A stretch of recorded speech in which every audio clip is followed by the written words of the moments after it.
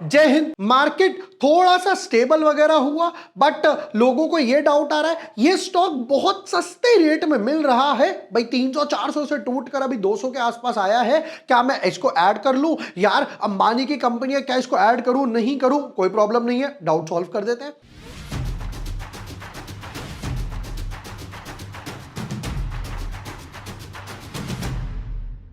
Hi everyone, my name is जुबोर वाशने, I am a SEBI registered research analyst.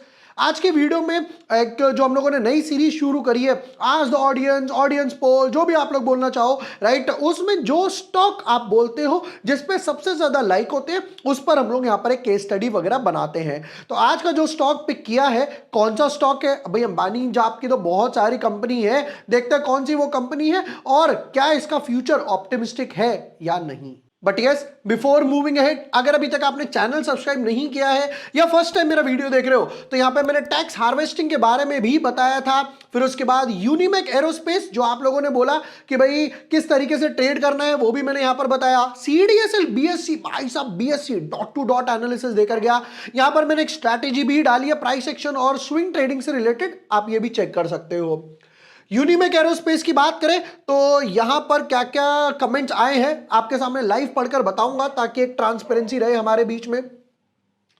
IREDA international gemological, इस पर मैं ऑलरेडी वीडियो बना चुका हूं। देखिए मैं पहले एक चीज क्लियर करता हूं, यूनिमेक एरोस्पेस, CDSL, BSC 3, फिर उसके बाद इन्वायरो इंफ्रा 4, और फिर उसके बाद ये तो निफ्टी बैंक निफ्टी हो गया, विशाल मेगा मार्ट, इंटरनेशनल जेमोलॉजिकल 6, फिर उसके बाद निफ्टी हो गया, ये तो IPO आया था, ये भी IPO आया था, Premier Energies, Dam Capital 8, Dam Capital तो उसके बाद 30% के आसपास गिरा 8, फिर उसके बाद वारे एनर्जीज हो गया, राइट। इतने सारे स्टॉक्स मैं ऑलरेडी यहां पर डाल चुका हूं जिन जिन में आप चेक कर सकते हैं। NTPC ग्रीन, बजाज हाउसिंग हो गया, टाटा मोटर्स वगैरह भी मैं यहां पर डाल चुका हूं।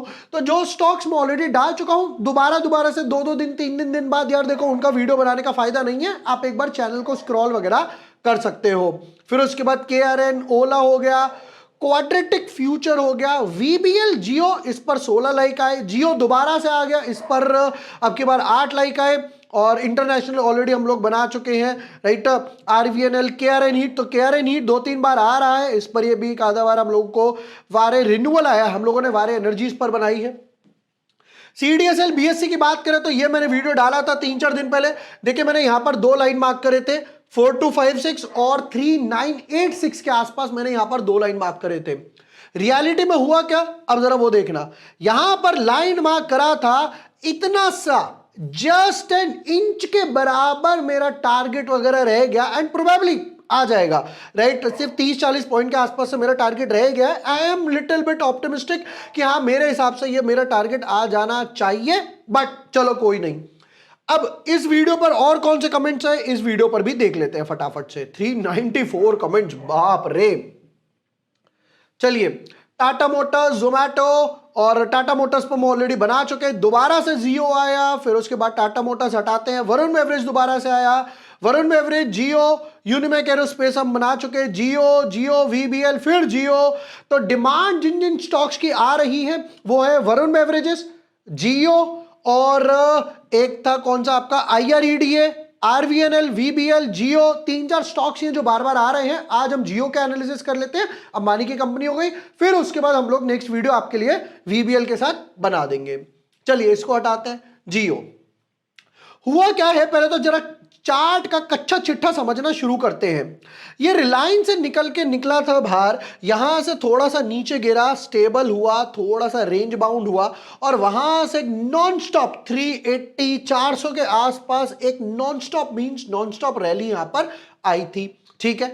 अब वो रैली तो आई थी, बट उसके बाद वो रैली यहां से डाउन होना शुरू हो गई, और सेम थोड़ा सा चार्ट स्ट्रक्चर रिलायंस का है। हम एक काम करते हैं, यहां पर रिलायंस भी लगा लेते हैं। अब यहां पर अगर आप देखोगे, ये रिलायंस का स्ट्रक्चर है चार्ट का, यहां पर रिलायंस ने भी कुछ 1600 के आसपास टॉप बनाया और 1160 तक आया था।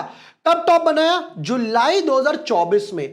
यहां पर अगर आप चार्ट का स्ट्रक्चर देखोगे तो यहां पे कहां टॉप बनाया? अप्रैल 2024 के आसपास स्ट्रक्चर वगैरह बनाया, और उसके बाद ये भी गिरना स्टार्ट हो गया। कहां से गिर रहा है? 380, 390 से लेकर 200 रुपए तक, ऑलमोस्ट 50% के आसपास डाउन है। बट लास्ट 2-4 दिन का चार्ट स्ट्रक्चर देखा जाए तो 200 से 221 के आसपास आ गया।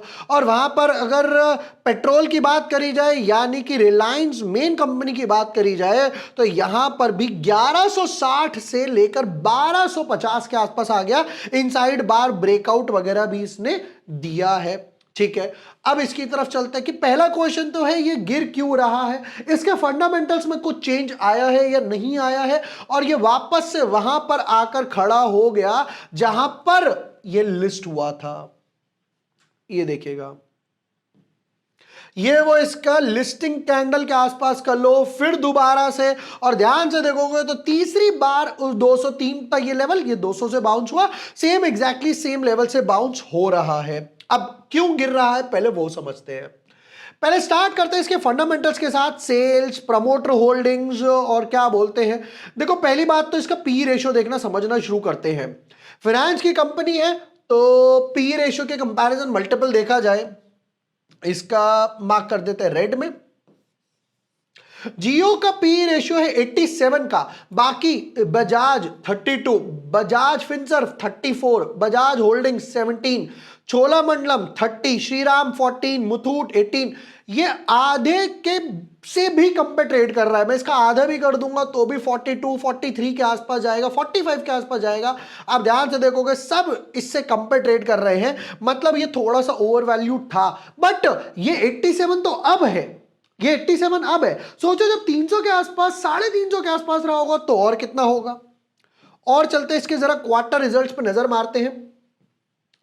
कुछ नंबर्स मेरे इधर वाले साइड आएंगे तो मैं काम करता हूं, इधर से रीड करना शुरू करता हूं।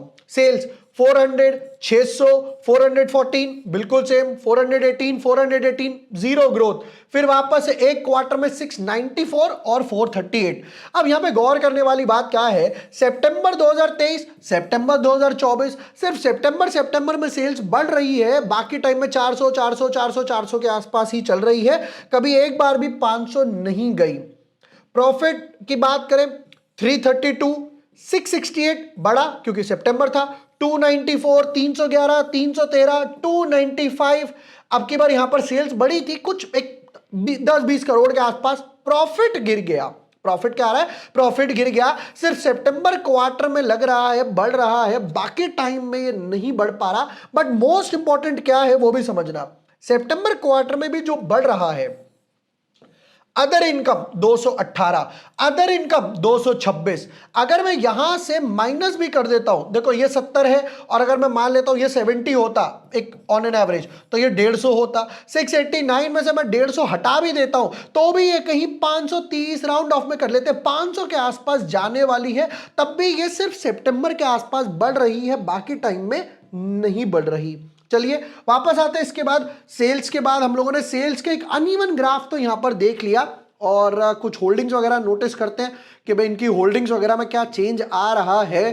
तो ये आ गया शेयर होल्डिंग पैटर्न वगैरह, और मैंने यहां भी खोल रखा है मनी कंट्रोल पर, आप चाहो तो यहां भी चेक कर सकते हो। प्रमोटर होल्डिंग 47, 47, 47 कंसिस्टेंट है। एफआईआई की बात करें तो एफआईआई के साथ एक प्रॉब्लम आ रहा है कि एफआईआई यहां पर बैक टू बैक रिड्यूस करते जा रहे हैं। सेम होल्डिंग्स आपको यहां पर भी देखने को मिल जाएगी, सेम आंसर यहां भी देखने को मिलेगा, जिस पे चाहो उस पर देख सकते हो। 21, 19, 19, 17, 16, 15 बैक टू बैक 6 क्वार्टर में एफआईआई ने होल्ड रिड्यूस किया।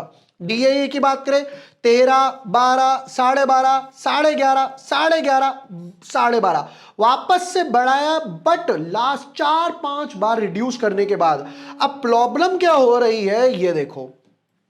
पब्लिक होल्डिंग की बात करते हैं, 17 था, हमें चाहिए पब्लिक होल्डिंग घटे, ताकि पब्लिक होल्डिंग घटेगी फ्री फ्लोट कम होगा, एफआईआई डीआईआई ऐड करेंगे। बट यहां उल्टा हो रहा है, 19, 20, 23, 24, 24.5 यहां बैक टू बैक अगर आप देखोगे तो पब्लिक होल्डिंग बढ़ती जा रही है, जिसकी वजह से ऐसा लग रहा है कि एफआईआई यहां से निकल रहे हैं, ये प्रॉब्लम आ रही है। वापस आते हैं अब इसके चार्ट स्ट्रक्चर पे। अब देखो एक चीज अच्छी हुई है कि वापस इस लाइन तक आया है। अब वापस अगेन एक जिसके पास ऑलरेडी है, जिसके पास ऑलरेडी नहीं है। नंबर 1 जिसके पास ऑलरेडी है ओवर ट्रेड करके फायदा नहीं है। क्यों? क्योंकि ये अपना प्रीवियस हाई क्रॉस नहीं कर पा रहा। बैक टू बैक 3 हाई, ध्यान से देखोगे अगर आप ऐसे एक लाइन डालना चाहो तो ये बैक टू बैक नीचे की तरफ जा रहा है। तो जिसके पास ऑलरेडी है वो यहां पर मुझे नहीं लगता और ऐड करो या फिर आई शुड से कि दोबारा से ओवर ट्रेड करो। रिस्क मैनेजमेंट फॉलो ना करके एक ही स्टॉक में भरे जा रहे हो। मैंने और भी याद करो ट्विटर टेलीग्राम पे इतने सारे स्टॉक्स वगैरह शेयर किए थे जहां पर हम लोगों ने एसआरएफ वगैरह देखा था। अब नंबर 2 पर आते हैं कि भाई नंबर 2 जिसके पास नहीं है, बट देखिए उससे आगे बढ़ने से पहले हमारे जो है मार्च मंथ के सब्सक्रिप्शन प्लान्स ओपन है। अभी हम लोगों ने लास्ट वीडियो में भी बताया था कि मार्च मंथ के हमारे सब्सक्रिप्शन है जहां पर एक ही प्लान में ना आपको सब कुछ मिल जाता है, राइट। जहां पर आपको ऑप्शंस हो गए, इक्विटी हो गया, एफएनओ ट्रेड्स वगैरह हो गए। अभी हम लोगों ने एनटीपीसी के कॉल ऑप्शंस बाय करे थे, हमारे पेड मेंबर्स ने वहां पर काफी अच्छा कमाया। टाटा स्टील के हम लोगों ने एक इक्विटी ट्रेड वगैरह दिया था, वहां पर कमाया। आईओसी का 110 वाला पुट था, उसमें अच्छा खासा कमाया। हालांकि आईओसी का 100 वाला जो पुट था उसमें हमें थोड़ा बहुत लॉस वगैरह हुआ। 5 ट्रेड में पहला हमारा एक लॉस गया। क्यों? क्योंकि लिमिटेड ट्रेड पे फोकस होता है, जिसका लिंक मैं आपको डिस्क्रिप्शन और पिन कमेंट में दे रहा हूं। एक ही प्लान है, आप वहां जाइए, रजिस्टर कीजिए, अपना व्हाट्सएप नंबर डालिए, मेरी टीम आपको सामने से कंफर्मेशन देगी और हमारी व्हाट्सएप की जो कम्युनिटी है वहां पर ऐड कर देगी। सारे कॉल्स, एनालिसिस आपको मिलना स्टार्ट हो जाएंगे। वापस आते हैं इस पर कि भाई अगर जिसके पास नहीं है वो क्या करे। अब वहां पर ना 2 रास्ते बन सकते हैं। जिसके पास नहीं है वो स्मॉल क्वांटिटी में यहां पर ऐड कर सकता है, बहुत थोड़ी सी क्वांटिटी में ऐड करना। क्योंकि देखो एक अच्छी चीज है कि वॉल्यूम थोड़ी बनी है, बट बुरी चीज क्या है, एफआईआई अभी भी नेगेटिव है और यहां पर एक फॉलोअप अभी नहीं आया है। इसको फॉलोअप नहीं मिला, इसको फॉलोअप नहीं मिला, इसको नहीं मिला, इसको नहीं मिला। Back to back 3-4 green candle बनती है बट फॉलोअप नहीं मिलता। तो अगर आप चाहो तो बहुत थोड़ी सी क्वांटिटी ऐड करना, पहला तरीका। दूसरा तरीका, अगर मुझे अभी ऐड नहीं करना है तो मैं क्या करूं। तो देखो एक जो छोटी सी यहां पे रेजिस्टेंस बनी हुई है समवट 240 के आसपास, तो इसको क्या होगा, नंबर 1 फॉलोअप मिल जाएगा, राइट। तो वो चाहे तो 240 के आसपास में जाकर यहां पर ऐड कर सकता है। वरना आप चाहो तो यहां पर एक ट्रेंड लाइन वगैरह भी डाल सकते हो। तो एक ट्रेंड लाइन डाल देते हैं, चलो स्टीप ट्रेंड लाइन डालेंगे इस तरीके से।